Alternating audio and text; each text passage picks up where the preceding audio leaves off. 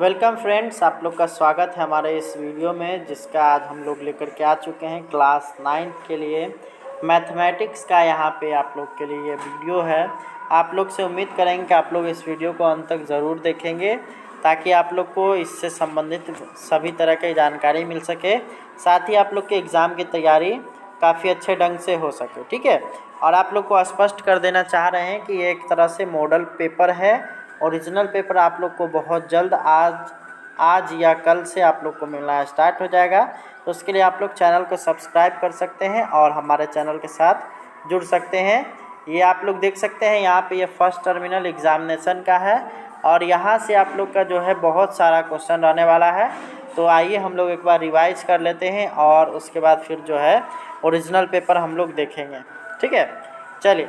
एक number question आप लोग को लिखा हुआ है 0 एक डैश संख्या। तो जीरो का अगर बात किया जाए तो ये जो होता है, एक तरह से इसको परिमेय एवं अपरिमेय दोनों कहा जा सकता है। ठीक है। अगला हम लोग देखेंगे तो एक डैश संख्या है, तो एक हमेशा परिमेय संख्या रहता है। √3 एक हमेशा अपरिमेय संख्या है। उसके बाद परिमेय संख्या 8/27 का सही रूप क्या है? तो इसमें क्या करना है, 8 से 27 को भाग दे देना है। इसका सही आंसर हो जाएगा आपका ऑप्शन नंबर बी, यानी कि 0.296। अगला है मूल बिंदु का नियामक क्या होगा? तो ये हो जाएगा आपका ऑप्शन नंबर सी, यानी कि 0,0। अगला आता है दो पूर्णांक संख्याओं के बीच कितनी परिमेय संख्या हो सकती है? तो अनगिनत। ठीक है, दो पूर्णांक संख्या बोल रहा है, इसके बीच कितनी परिमेय संख्या हो सकती है? तो अनगिनत हो सकती है। अगला है बहुपद 2 - x² + x³ में x² का गुणांक क्या है? तो यहाँ पे देख सकते हैं माइनस में लिखा हुआ है, इसलिए -1 हो जाएगा। नेक्स्ट अगला हम लोग देखेंगे तो निम्नलिखित में से कौन 1/4 के मान के बराबर है? तो ये हो जाएगा आपका 0.25। नेक्स्ट है सबसे छोटी रूढ़ संख्या क्या होता है? तो सबसे छोटी रूढ़ संख्या है 2, यानी कि ऑप्शन नंबर सी। अगला निम्नलिखित में से कौन बिंदु y अक्ष पर स्थित है? तो y अक्ष पर स्थित है, यानी कि x का नियामक होगा 0, यानी कि ऑप्शन नंबर बी इसका सही आंसर हो जाएगा। अगला है निम्नलिखित में से कौन सा बहुपद है? तो बहुपद की अगर बात किया जाए तो बहुपद का जो यहाँ पे गुण होता है उस पर पावर प्लस में होना चाहिए, ना ही वो रूट के अंदर होना चाहिए। तो यहाँ पे वो सारा क्राइटेरिया को ऑप्शन नंबर ए पूरा करता है, यानी कि ऑप्शन नंबर ए इसका हो जाएगा। अगला आता है निम्नलिखित में से कौन व्यंजक बहुपद है? फिर इसमें भी वही प्रक्रिया सारा चीज़ है। तो ये सभी आप लोग देखिएगा, तो कहीं x पावर माइनस में है, कहीं बटा में है, कहीं रूट में है। तो ये तीनों आपका ऑप्शन गलत है, इसका सही ऑप्शन हो जाएगा आपका ऑप्शन नंबर ए। नेक्स्ट अगला निम्नलिखित में से कौन सा बहुपद नहीं है? तो निम्न में जो दिया गया बहुपद नहीं है, तो वो यहाँ माइनस पावर वाला हो जाएगा, यानी कि ऑप्शन नंबर सी। अगला आता है निम्नलिखित में से द्विघाती बहुपद कौन है? तो द्विघाती मतलब जिसका अधिकतम घात होना चाहिए वो 2 होना चाहिए। तो आप यहाँ पे देख सकते हैं, एक ये है, एक ये है। ये इसलिए गलत है क्योंकि यहाँ पे आप लोग अगर अच्छे से देखिएगा तो यहाँ पे आपको रूट के अंदर x दिखाई देगा। चूँकि यह बहुपद ही नहीं है तो ये द्विघात होने का कोई सवाल नहीं है, इसलिए इसका ऑप्शन नंबर ए सही हो जाएगा। अगला निम्नलिखित में से कौन सही है? तो यहाँ पे देख सकते हैं x² + 2x द्विघात बहुपद है, x² द्विपदी बहुपद है। तो इसका जो सही आंसर हो जाएगा वो हो जाएगा आपका ऑप्शन नंबर ए। तो यहाँ पे क्या बोल रहा है कि x² + 2x द्विघात बहुपद है, जो कि है वहाँ पे। अगला है x² + x + 1 एक डैश बहुपद है। तो ये हमेशा यहाँ पे देख सकते हैं इसका अधिकतम जो है 2 घात है, तो इसलिए द्विघाती हो जाएगा, यानी कि ऑप्शन नंबर बी। अगला आता है 2x² + 4x - x³ + 1 का घात क्या हो जाएगा? तो घात की अगर बात किया जाए तो जो सभी में जो दिया गया है उसमें सबसे ज़्यादा पावर वाला होता है, यानी कि इसमें आप लोग अगर देखिएगा तो इसका हो जाएगा आपका ऑप्शन नंबर बी, यानी कि 3 इसमें चूँकि सबसे ज़्यादा पावर है। नेक्स्ट अगला हम लोग देखेंगे तो वह बहुपद जिसमें सिर्फ 2 पद होते हैं, तो ये द्विपदी बहुपद कहलाते हैं। ठीक है, यानी कि ऑप्शन नंबर ए। अगला है एक चर में 2 घात का बहुपद डैश बहुपद कहलाता है। तो एक चर में 2 घात का बहुपद हमेशा द्विघाती, यानी ऑप्शन नंबर सी हो जाएगा। नेक्स्ट अगला है ए का मान निम्नलिखित में से कौन सा होगा ताकि x² - 3x + a और x + 2 से विभाज्य हो जाए? तो यहाँ पे इसका जो सही आंसर हो जाएगा, इसका सही आंसर हो जाएगा आपका ऑप्शन नंबर ए, यानी कि 2। अगला है x + 2 बहुपद x³ + 5x² + 10x + a का एक गुणनखंड है तो ए का वैल्यू क्या हो जाएगा। तो यहाँ पे अगर आप लोग देखिएगा तो यहाँ पे अगर इसको देखिएगा तो ये हो जाएगा -8 और ये हो जाएगा आपका +20 और फिर माइनस में आपका हो जाएगा 20 और उसके बाद फिर प्लस में। तो यहाँ पे आप लोग देखिएगा तो इसका सही आंसर आ जाएगा वो आपका हो जाएगा यहाँ पर ये 20 2 का स्क्वायर यहाँ पे सॉरी x स्क्वायर है तो यहाँ पे हो जाएगा आपका सॉरी 5 गुना 10। तो इसका जो सही आंसर हो जाएगा वो होगा आपका ऑप्शन नंबर डी यानी कि 8। अगला आता है यदि x - 2 बहुपद x पे power 3 minus x square plus 5 का गुणनखंड हो तो a का मान क्या होगा। तो इसका जो आंसर हो जाएगा इसका सही आंसर हो जाएगा आपका ऑप्शन नंबर ए यानी कि 3। अगला आता है 2x पे power 3 plus x square plus x में एक्स स्क्वायर का गुणांक क्या है। तो एक्स स्क्वायर के साथ किस चीज़ से गुना हुआ तो +1 से यानी ऑप्शन नंबर बी। अगला आता है बहुपद 5x square minus 2x plus 3 के मान निम्नलिखित में से ज्ञात करिए यदि x बराबर 0 तो ये हो जाएगा आपका ऑप्शन नंबर डी यानी कि 3। अगला है -2, -3 किस चतुर्थांश में तो तृतीय। अगला हम लोग देखेंगे तो बिंदु 4, -3 किस चतुर्थांश में स्थित है तो ये हो जाएगा आपका चतुर्थ में। अगला हम लोग देखेंगे तो बिंदु -3, 6 किस चतुर्थांश में है तो ये हो जाएगा आपका द्वितीय में।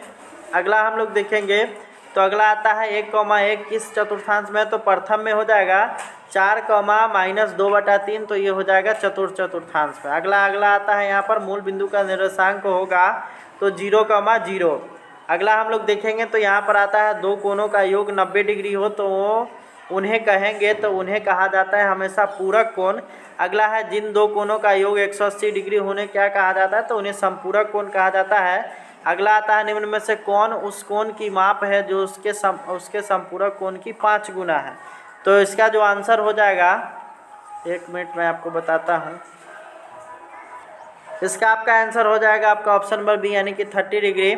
अगला आता है एक कोण अपने कोटि पूरक कोण का 4 गुना हो तो कोणों की माप का क्या हो जाएगा। तो यहाँ पे हो जाएगा आपका ऑप्शन नंबर बी यानी कि 72 और 18। अगला हम लोग देखेंगे तो किसी तल के दो बिंदुओं में कितनी सरल रेखा खींची जा सकती है। तो दो बिंदु से हमेशा एक ही सरल रेखा खींची जा सकती है। अगला हम लोग देखेंगे तो दो भिन्न रेखाएं कितने बिंदु पर परस्पर एक दूसरे को काट सकती है। तो एक ही बिंदु होगा वैसा 48 डिग्री का पूरक कोण होगा 42 डिग्री, 45 डिग्री का संपूरक कोण होगा तो 135 डिग्री। अगला आता है रैखिक युग्म में कोणों का योगफल क्या होता है। तो रैखिक युग्म में 180 डिग्री होता है यानी ऑप्शन नंबर बी। अगला आता है किसी बिंदु पर बने सभी कोणों का योगफल कितना होता है। तो ये होता है हमेशा 4 समकोण यानी कि 360 डिग्री। अगला है नीचे दिए गए त्रिभुज ABC में रेखा कोण DCA बराबर 5x, कोण DCB बराबर 4x तो x का मान क्या हो जाएगा। तो ये हो जाएगा आपका ऑप्शन नंबर ए यानी कि 20 डिग्री। अगला है वर्ग अंतराल 50 से 40 का निम्न सीमा क्या हो जाएगा। तो 40 हो जाएगा। अगला है असंभव घटना की प्रायिकता क्या होती है। तो असंभव घटना की प्रायिकता होती है 0 यानी कि ऑप्शन नंबर ए। अगला हम लोग देखेंगे तो 250 डिग्री का पूरक कोण क्या हो जाएगा। तो यहाँ देख लीजिए 250 डिग्री है और इसके क्या बोलता है पूरक कोण। तो ये जो है क्वेश्चन ही आपका गलत है क्योंकि पूरक कोण 90 डिग्री होना चाहिए। तो यहाँ पे जो माइनस में तो आपका इसमें दिया हुआ है नहीं इसलिए वो वहीं पर रह जाएगा। अगला हम लोग देखेंगे तो दी गई आकृति में कोण AOC प्लस कोण BOD बराबर 260 डिग्री तो कोण DOC का वैल्यू क्या हो जाएगा। तो यहाँ पे DOC का वैल्यू निकालना है। AOC आपको दिया हुआ है तो यहाँ पे आपका जो आंसर हो जाएगा वो हो जाएगा 360 माइनस 260 बराबर 100 डिग्री। नेक्स्ट अगला हम लोग देखेंगे तो यदि किसी त्रिभुज का आधार 35 सेंटीमीटर और संगत शीर्षस्थ 15 सेंटीमीटर है त्रिभुज का क्षेत्रफल क्या हो जाएगा। तो इसका जो आंसर हो जाएगा 1 मिनट, इसका सही आंसर हो जाएगा आपका ऑप्शन नंबर ए। अगला आता है एक समबाहु त्रिभुज का क्षेत्रफल निम्न में से क्या होगा जिसकी एक भुजा की लंबाई 24 सेंटीमीटर है। तो यहाँ पे समबाहु त्रिभुज का क्षेत्रफल दिया हुआ है तो इसका जो आंसर हो जाएगा वो आ जाएगा आपका ऑप्शन नंबर सी यानी कि 349.12 सेंटीमीटर स्क्वायर। अगला है किसी समबाहु त्रिभुज का परिमाप 42 सेंटीमीटर है तो उसका क्षेत्रफल क्या हो जाएगा। तो ये हो जाएगा आपका 49√3 सेंटीमीटर स्क्वायर। अगला है यदि किसी त्रिभुज की भुजा के गुनी कर दी जाए तो उनके क्षेत्रफल कितना गुना हो जाएगा। तो यहाँ पे हो जाएगा आपका k² गुना, है ना। अगला हम लोग देखेंगे तो यदि किसी आयत की लंबाई 3 गुनी तथा चौड़ाई 2 गुनी कर दी जाए तो आयत एवं नए आयत के क्षेत्रफल का अनुपात क्या हो जाएगा। तो यहाँ पे हो जाएगा 3 गुनी और 2 गुनी हो जा रही है तो 6 गुनी हो जाएगी। यानी कि अगर इसका अनुपात निकाला जाए तो 1:6, यानी कि ऑप्शन नंबर डी। अगला आता है यहाँ पर यदि किसी वर्ग की भुजा को 2 गुनी कर दी जाए तो दिए गए वर्ग एवं नए वर्ग के क्षेत्रफल का अनुपात क्या होगा। तो इसका हो जाएगा आपका 1:4 में। अगला आता है लंबाई 9 सेंटीमीटर एवं चौड़ाई 4 सेंटीमीटर वाले आयत के क्षेत्रफल के बराबर क्षेत्रफल वाला एक वर्ग बनाया जाता है तो वर्ग की भुजा क्या हो जाएगी। तो 6 सेंटीमीटर। अगला है एक वर्ग की भुजा 50% घट दी जाए तो क्षेत्रफल में से क्षेत्रफल में क्या कमी आ जाएगी। तो वो 1/4 घट जाएगा। ठीक है, नेक्स्ट अगला हम लोग देखेंगे तो अगला यहाँ पर आता है समान भुजा वाले एक वर्ग एवं एक समबाहु त्रिभुज के क्षेत्रफलों का अनुपात क्या हो जाएगा। तो यहाँ पे हो जाएगा 4:√3। अगला है वर्ग 25 से 21 का वर्ग चिन्ह क्या है। तो इसको अगर आप लोग जोड़िएगा तो यहाँ पर आ जाएगा आपके पास 56 और 56 को 2 से भाग दीजिएगा तो 1 मिनट 5 1 6 2 2 4 ये हो जाएगा आपका। ये जो दिया गया है 21 से 25 तो इसका हो जाएगा आपका इसमें से कोई भी नहीं, ये गलत है आपका। अगला 96 और 404 का HCF क्या होगा। तो ये 4 हो जाएगा। अगला है अपवर्जी विधि से वर्ग अंतराल 37 से 43 का वर्ग चिन्ह क्या होगा। तो इसको अगर आप लोग जोड़िएगा तो यहाँ पर आ जाएगा 7 3 10 4 3 7 1 8 तो यानी कि 40। अगला हम लोग देखेंगे तो वर्ग अंतराल 30 से 40 का वर्ग चिन्ह क्या होगा। तो ये हो जाएगा 35, यानी ऑप्शन नंबर सी। अगला है निम्न आंकड़े का परिसर क्या होगा। तो इसमें जो सबसे बड़ी संख्या और सबसे छोटी संख्या है उसका अंतर हम लोग निकाल लेंगे। जैसे यहाँ पर सबसे बड़ी 59 है और सबसे छोटी है आपका 11, इसको घटाएंगे तो 48 आ जाएगा। अगला है शून्य बहुपद का घात क्या होता है। तो इसका घात होता है 0, यानी कि ऑप्शन नंबर सी। इस तरह से यह वीडियो ख़त्म होता है।